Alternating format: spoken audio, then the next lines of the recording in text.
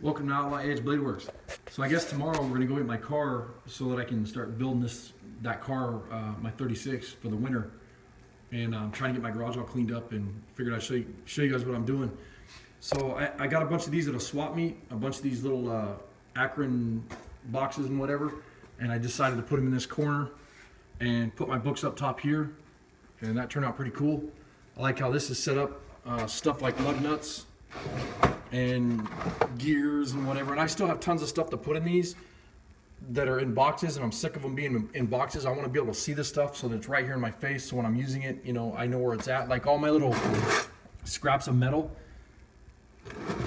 I put them right there, and then there's doodads and whatever right here, and you know, a bunch of miscellaneous junk. But I'll probably label all the bins like I did my nuts and bolts. And then the other thing I did is I moved my drill press over here, and I really like it right here. I still have to put all these tools away and find spots for those, and I'm gonna put a little shelf behind the drill press so I can keep all my bits and special stuff that I keep with the drill press. And then this toolbox that I moved over in the corner and put the nuts and bolts and machinist stuff on top of and in and whatever. Like I was showing you guys the other day, I have all my measurement stuff here for doing fabrication or whatever. And then I decided, these two drawers are empty, but I decided to do this with the old toolbox and just kind of super organize all my nuts and bolts and fasteners and whatever that I have. That way I don't have to go digging around for stuff. I can just open up a toolbox and know what's in there. And it worked out pretty good. And then I have nails and other fasteners, and I use a lot of these when I'm doing wooden bucks and things of that nature. And then concrete anchors, and then these are used for doing tile flooring, and I actually use these when I'm welding. I use them for spacers a lot of times, and they work really good. Or 90 degrees, or I mean, there's a million uses for these when you're welding, and they're real handy. And you can either throw them away or throw them back in the box and use them later. And I've used these over and over and over. But anyways, it's pretty cool because I had all these little bins, and they were on one of those wall units where you slide them out, in and out, and I just hated it because you couldn't see what was in those bins. And since this toolbox was empty, I figured I'd just do that and set it up so that I know what was in my toolbox. And then, so this whole toolbox right here is all either machinist stuff or fasteners, nuts, bolts, washers, and clips, and pins, and whatever. And it worked out great. Anyways, figured I'd give you an update, and as I get a little bit more stuff cleaned up in the garage, I'll show you. I got my welding clamps back underneath the table, and these are all my small welding parts that I use here. When I cut something off, if it's something that's savable and I don't want it to go in the scrap bin, which is right there now, all my junk goes in that one that gets thrown away into the metal pile. And then these bins here are all the stuff that I save. Anything that I think is savable, I'll throw it in there. And then I'm not sure if I showed you guys, I put the vise back on the table, so that's really handy to use now. And then the other thing I did, is in the garage, trying to get some of this stuff organized. I had all these big sockets and ratchets and stuff. You don't use them that much. It's something that you use every once in a while, and I just get really tired of stuff being jammed up and thrown in boxes, and I want to be able to see my stuff that I use. So I had all my sockets. These are 3/4 inch and 1 inch drive ratchets and sockets and extensions. And I had this old cart that I didn't really use for anything. And I set up all my big sockets underneath there for the weight. And then that way when I'm rolling my cart around, it feels kind of good, kind of nice. It won't feel real tipsy or nothing. And then this is my cart that I use for fabrication. I set it up with pencil sharpeners and chalkboard chalk. And then this one here has soapstone for marking, you know, welding projects or floors or whatever when I'm doing layout on the floor. And like a lot of times I'll draw my car frames on the floor before I do them on the welding table.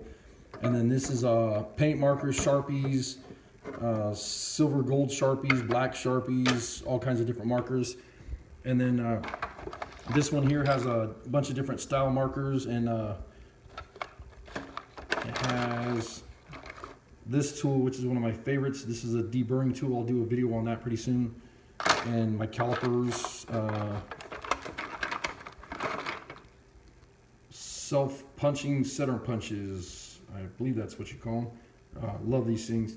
And then my die, this is the Dicom metal die or machinist die.